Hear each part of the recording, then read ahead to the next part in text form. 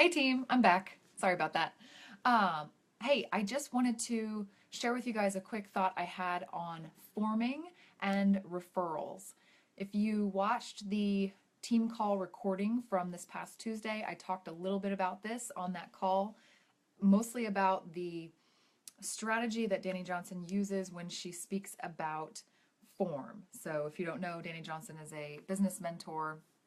I attended her First Steps to Success training seminar this past weekend. She spoke about this topic there and gave some really excellent examples of what it means to truly form someone and build value in a relationship with a new contact so that they begin to trust you, and at some point down the road you can approach them with your opportunity or product. Okay, so form, if you're not familiar, I would suggest watching the Tuesday night call. But if you're not familiar with the word form, it's an acronym standing for family, occupation, recreation, and message. And it's essentially a reminder for you as you're talking to someone new on topics to be asking them about versus in the first 5 seconds of meeting a new contact, blasting them with your product or message, right? So you want to spend the first engagement that you have with this brand new person finding out information about them. Okay, that's like the quick and dirty on form. So I wanted to give you guys an example. Before I do so, if you're watching this and you're really unfamiliar with form or what that means or what I'm talking about, please comment below and I'll direct you to some resources that'll help educate you on what it is. As a coach, it's a skill that you really need to work on developing, and it will help you tremendously in this business and in life in general. Okay, so but what I want to do, I got some notes here. What I wanted to do was give you guys an example of what I was talking about on Tuesday night's call. Okay, so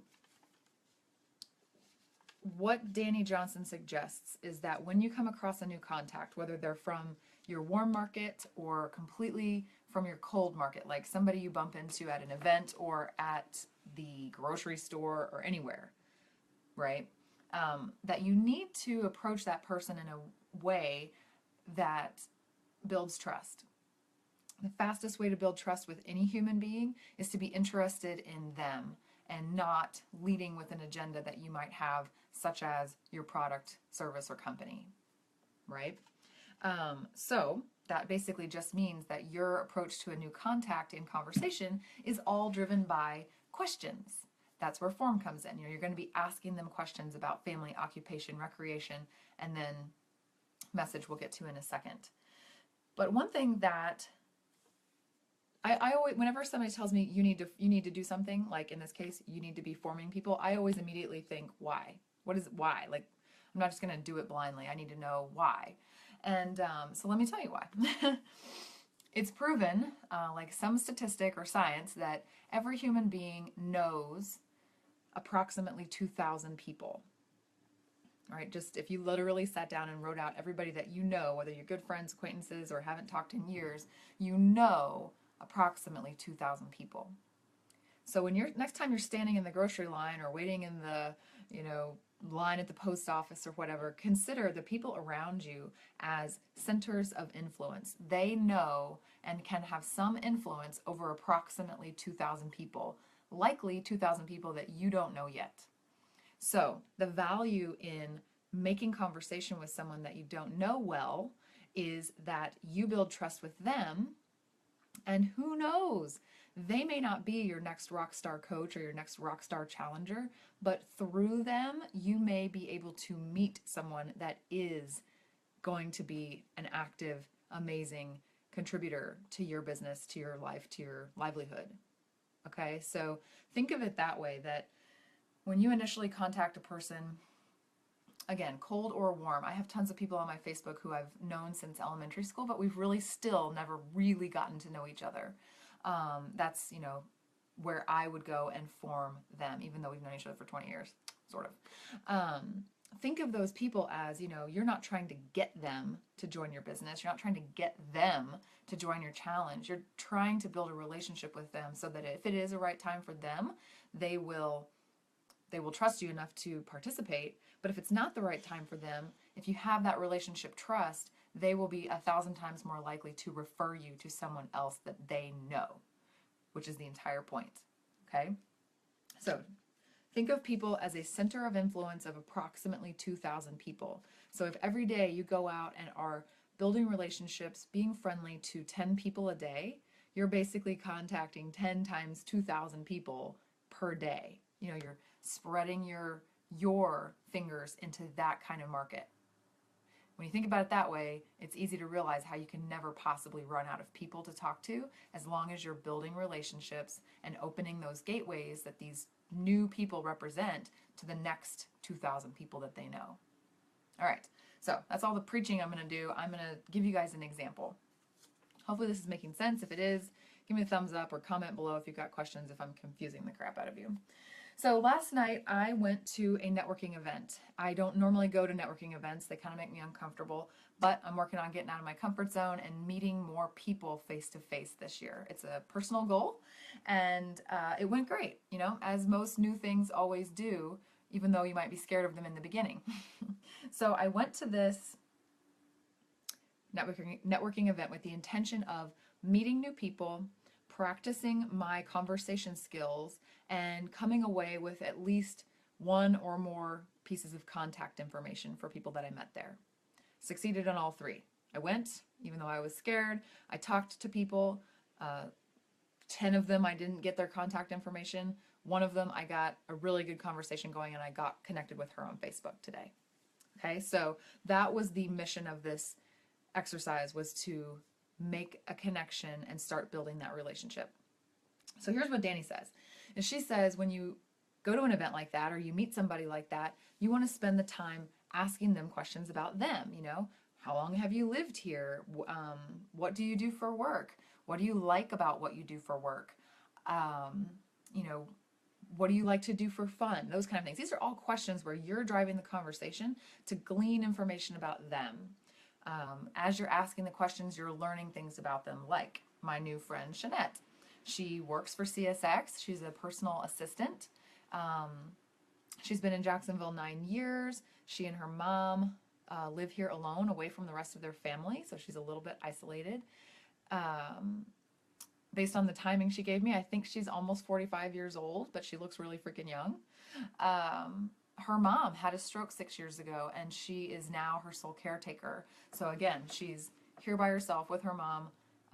She mentioned how she doesn't really get out much, and she kind of just forces herself to go to these events to get out of the house and see people. But that lately her mom can't drive. She the stroke that she had is okay for her speech, but it's starting to affect her memory, and she's not super comfortable leaving her alone anymore. More isolated, right? But that in 2017 she wants to travel more, so she's considering looking at care options for her mom so that she can, I mean, she's only max mid-40s, so that she can get out and live her life a little bit. She mentioned she loves to do outdoor stuff, kayaking. She likes to do the go-karts. She has never tried paddleboard but thought it would be fun. Okay, so that was like, we waited in these wine tasting lines together for probably 10 minutes. So I did kind of have a captive audience, which was great. Note to self, right? Any time you're waiting in line is a perfect time to talk to people because they can't go anywhere. And you're not talking to them, you're asking them about them. That's the whole point. So I find out all this stuff about her. We're having a good conversation. We're finding common ground. We're finding, Me Too moments, right? I take care of my mom. My mom is my dependent. I'm here in Jacksonville with, her and she and I and Kevin. It's not like we have a huge extended family here, that kind of thing. We found those common ground moments through conversation. And here's the kicker. Here's where I think everybody loses it.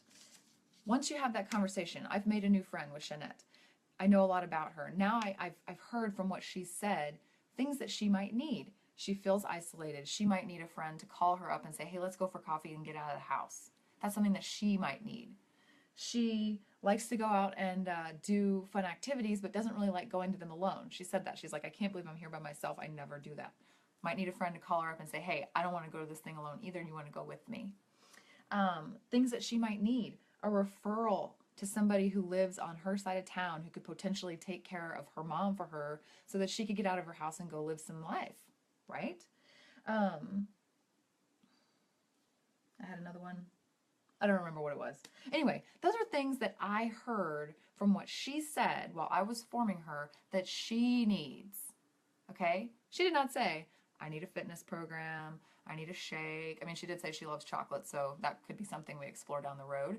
I need a second job. She didn't say any of that stuff. And I didn't use that as my agenda to try and pull that stuff out of her. I just let her talk about what she wanted to talk about. So, what do I do next? My message to her at this moment is not, hey, by the way, I forgot to mention when we talked to you yesterday that I run online accountability groups and I run fitness challenges, and if you have any desire to lose weight, you might want to join it. That would kill this relationship dead before it even gets started. Okay, so the message, this is where people miss it. In the message, it's not your message. It's whatever message they need to hear so that you begin building trust that you are someone that listens and that someone that adds value to their life, someone that they want to keep around for more than one conversation, because you are being attentive, you're being interested, and you're giving them what they need first. So what am I going to do? My follow-up to her is to put a reminder in my calendar to call her every now and then, to invite her to join me at the next whatever event, and say, hey, I know you said you want to get out of your house. Let's go do this thing together. Maybe the next time I get a, free day, I'll message her and say, hey, you wanted to try that go-kart thing. I love go-karts. Let's go do it. There's no chance in heck I can get anybody else to go with me. And what I'm going to do when I message her next time is I'm going to say, hey, I know I don't live way over on your side of town, but one of my friends does. And I asked him if he knew anybody who was good on your side of town that could potentially be someone you interview for a caretaker position for your mom.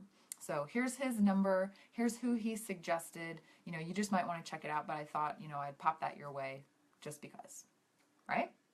I'm adding value to her. Has nothing to do with Beachbody, has nothing to do with coaching, has nothing to do with me, except I'm adding value to her life. I'm sowing seeds of trust and sowing seeds of being a person that actually cares about her as a person instead of just my agenda. And that, I guarantee you, will come back to me in time. The more she trusts me, the more things that I can talk to her about without her feeling like I'm just after her as a sale. Does that make sense? So that's what I encourage you guys to do when you're forming people. Do not be listening to them with only the intention of waiting for an opportunity to speak your message about Beachbody or about coaching. You want to be listening for what they actually need at this moment. And it might not be Beachbody, but I guarantee you it could be something that you can help them with. Okay? So I hope this makes sense. If it does, comment below some sort of like, yes, got it, whatever. If it doesn't make sense, that's okay. I'm not the best speaker in the world. I'm happy to try and explain it a different way. But I want you guys to get this message that when you are hearing that you need to form people, you absolutely do. You want to become a master at forming, at pulling information out of people and letting them talk about what matters to them. Because then you will learn so much about how to motivate them, how to interact with them. It will make your life easier than a lot of times what happens is feeling like you're butting your head up against a wall, you're sending these invites out and no one's responding. It's because you have not sown enough value into the relationship that has nothing to do with anything that benefits you to get them to trust you enough to agree to do something that does benefit you. Hope that makes sense. So that's just one example. If you guys have examples of where you've done this, comment those below. I want to hear about them. Again, if this doesn't make any sense at all, please don't be shy. Please comment below and we'll get some more training on this because it's a vital key to your success as a coach or in any network marketing business, and really in your job, in your family life, in everything. You want to master being a form champion. Okay? Y'all have a great day. I'll see you soon. Bye.